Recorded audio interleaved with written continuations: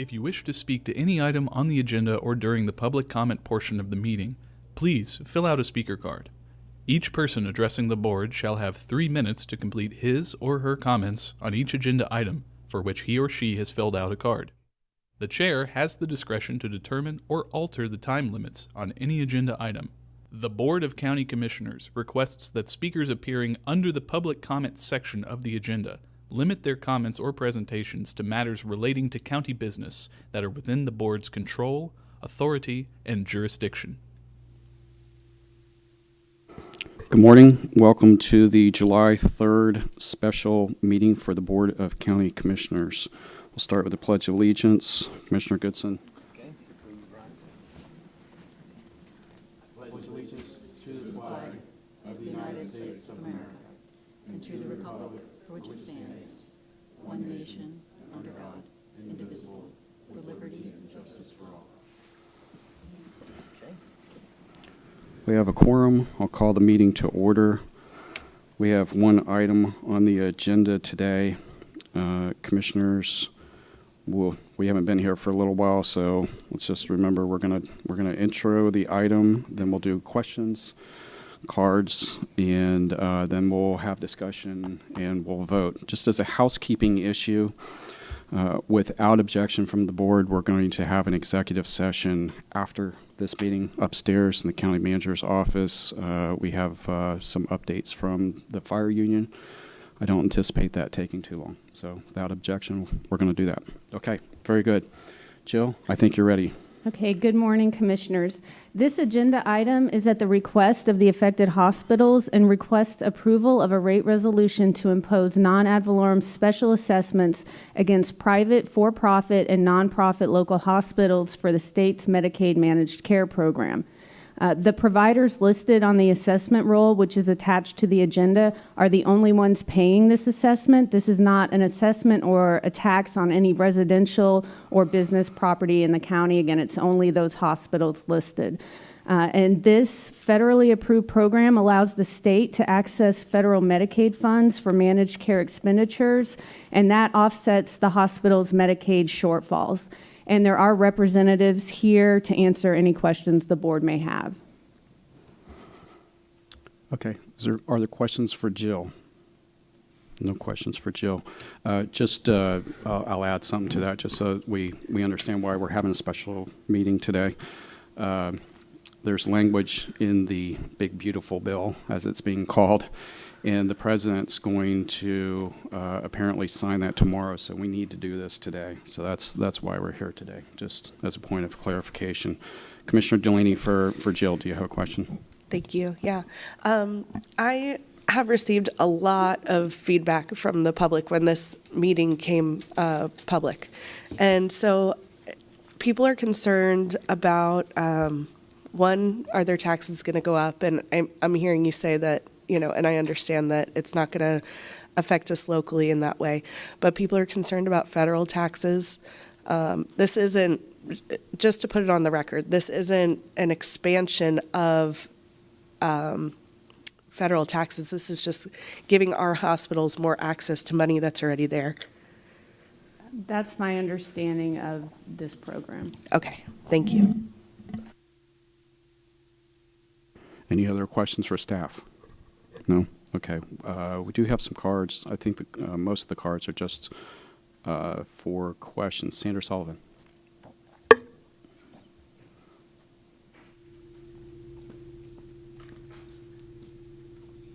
So I would like to see additional transparency on why this has to be done before the big, beautiful bill. Like, what does that garner, this process?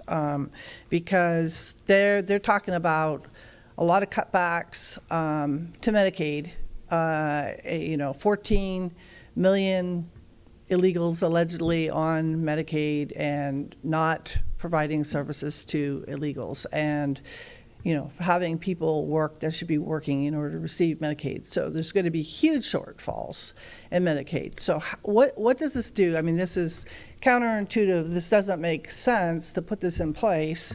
The language says to local hospitals in Brevard County annually provide millions of dollars of uncompensated care to patients who qualify for Medicaid. Medicaid covers only 60% of those costs. And so this helps them, this is saying this helps them to use this money to match and get more money from the federal government. But what we're hearing is the federal government's cutting those federal money. So what's the real gain here? Like, it doesn't add up. And then there's a couple other things. So I look back on the 2021 agenda and the documents, and some of our players have changed. They signed legal agreements that they wanted to do this, but then I looked at the tax roll, and that ordinance was never executed in terms of they were never taxed. And so here we are, days before the big beautiful bill, and suddenly we're jumping through hoops. Why? What's the real story here? And the documentation from 2021, a few things. Prior to the imposition of an assessment, the county shall have a fully executed agreement with the state of Florida. I do not see that in the documents attached. It says that adoption, if there's no objection to the property owners of the assessments, and again, some of those owners have changed. And previously you had executed agreements from the hospital, and again, it seems like if you're doing this now, you should have that in place. Here's this is Rockledge that doesn't have any tax for this, so it's not been put into place. So you can't just say, well, we did this ordinance in 2021, so we can do this now. This was a declaration by James Richard Whitney, who says he's Chief Legal Officer of Adelanto Healthcare Ventures, and in my official capacity, I am testifying the affidavit that this represents the following hospitals. And that they did an official ballot for voting and all of this. But again, that was 21, that was 4 years ago. Don't you have to go through this process again? It just seems like this whole process is rushed. And then I'll say, in terms of, who benefits, Health First is 83% of these entities. And so, the whole thing doesn't smell right, and I think the public deserves a little bit more explanation that just prior to the big beautiful bill and a huge cutbacks at the federal level, and this is being on the premise that this will help get reimbursements for Medicaid that's not paid, the 40% that they don't collect. None of this seems to make sense, okay? And I just think we owe a little bit more explanation of what the real agenda here. There isn't a lot of trust. Let me say something about the timeliness of this. We had this on the July 8th agenda, just so that you understand. So we were happy, I think the county was happy to take it up on July 8th. But because the legislation moved a little bit faster than we anticipated, I mean, in June, we were planning to take this up in July 8th meeting, and now that things have progressed quicker than that, we have to have this meeting. So could you help us out on maybe just clarifying from, do have some cards here, one of the providers. I mean, ultimately, I think we're doing what we can to help protect our healthcare providers. Yeah, Thank you. Rachel Rexford, Adelanto Healthcare Ventures. Thank We you. represent the hospitals. I can provide just a little clarity on why it has to be done now. It's because of the provider tax freeze provision that's in the Big Beautiful Bill. So basically, once the Big Beautiful Bill goes into effect, the rates right now that the county can assess the hospital at hospitals at will be frozen indefinitely. And right now in Florida, statewide, we're at about 3.5% in terms of the assessment. Under federal law, we can go as high as 6%. So really, Florida and the counties across Florida are missing out on that if the big, beautiful bill passes and those freezes go into effect immediately. So that's a little more about why it has to be done now, if that's helpful. If there's anything else I can clarify, just let me know. I think Commissioner Altman? Sorry. Yes, maybe more of a comment. Having been up in Tallahassee for over 20 years, this Medicaid program Florida has been a leader in the country, and it's quite a complex set of. It's nothing new. It's been debated publicly for many, many years. It's been reported. It's a program that allows us to work with our hospitals through an assessment program to generate revenue to bring down federal matching funds. And without it, our hospitals would be in serious problems. And we already talked about, we're having a meeting on EMS today. We have one hospital that's closed. It would be a huge problem for the state of Florida if we don't adapt so we don't get caught in this freeze. I was not aware that the big, beautiful bill is freezing these rates. So obviously it doesn't cost, this will save our Brevard County taxpayers millions of dollars, and it will bring down our hard-earned federal funds to provide the most basic of service health care for our constituents. So I can think of nothing more important, saving taxpayers' dollars, providing health care for our citizens. Just don't get more critical than that. This is really important. I have a question for you, though. Mm-hmm. I assume that every county in the state of Florida will have to do what we're doing now?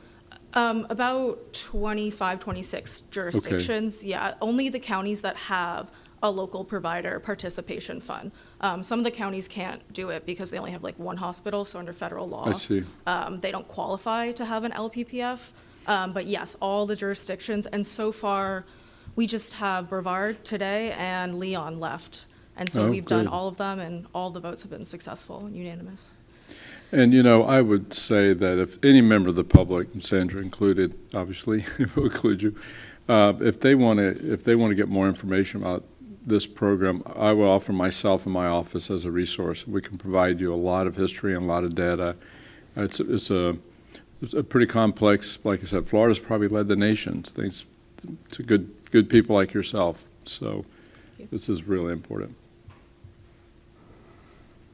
Okay. Any other questions? Okay. Thank you. Rachel, we appreciate that. I do have 3 other cards. I think they're going to waive in support if we don't have other questions. Cortez Wheatley, right? Sir, you waive in support? Okay. Thank you very much. Terry Ford, sir, Health First, waive in support. Okay.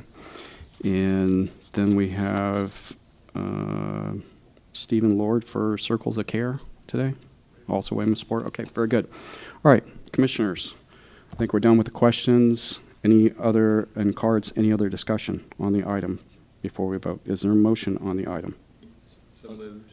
Okay. We have a motion by Commissioner Goodson. We have a second by Commissioner Altman. Clerk will call the roll. Commissioner Delaney?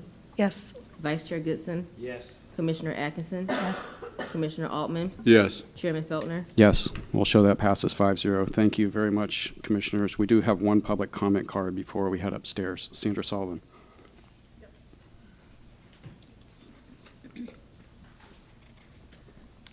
Good morning, Sandra Sullivan, South Patrick Shores.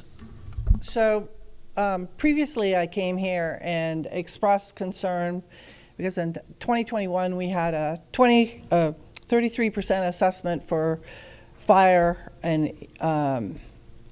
it didn't really pan out because the cost of growth was so high. There wasn't enough money to really address what the intent of that was, which was close the gap on the wages for fire. So here we are, with even more growth, and we're doing a 37% increase. And as the magistrate's report indicated, county's words, that we're competing growth money with paying wages. So a couple statements in there that suggest the county doesn't have enough money to address both. So I just want to mention that the idea brought forth by gentleman firefighter Dacko is absolutely brilliant. And that is a half-cent or 1 cent sales tax. And if you think about it, we have 24 new hotels coming online. We are a tourist county. We do, they go to the hospitals, they go to the port, they go to the beaches. They do all these calls that are tourism related. And so the sales tax makes a lot of sense. And so you're going to be, this fiscal crisis, what even what you're talking about as a contract right now, not going to fix the problem. It's a Band-Aid, but you're still bleeding, okay? So the solution, I'm going to make a suggestion to you, because you got two crises hitting the county. You got the federal government just came down. Brevard still has the highest number of deaths of manatees every year. The lagoon is, problematic. So now you can't put in any more septic systems, and you need to expand your sewer systems, and you just got cut by funding by DeSantis on some of those projects. My suggestion to you is not to wait to 2026 to pay the cost of doing business, to do two referendums. One for an infrastructure surtax with a half cent for transportation and a half cent to address the sewage plants over in near capacity and the pipes that need to go to them and the old pipes, and as well as stormwater. So that's 1 cent. And you do a second one, either a half cent or full cent for the fire, for fire and EMS. We're space. We need a good hazmat. We could deal with having a FEMA team, because FEMA's being cut. There's a lot of things we can do here to do this right, and it's not a lot of expense. I talked to Tim Bobanek, and I think this would be. I think you need to do this, and you can't afford to wait another year. And this is the right way to do it. Okay, thank you. That's the last of the cards. So it is 9:17. Let's just say we're going to start at 9:30. Can we do that? Make that nice and round number. Anything else before we go up there? All right. Thank you, everyone.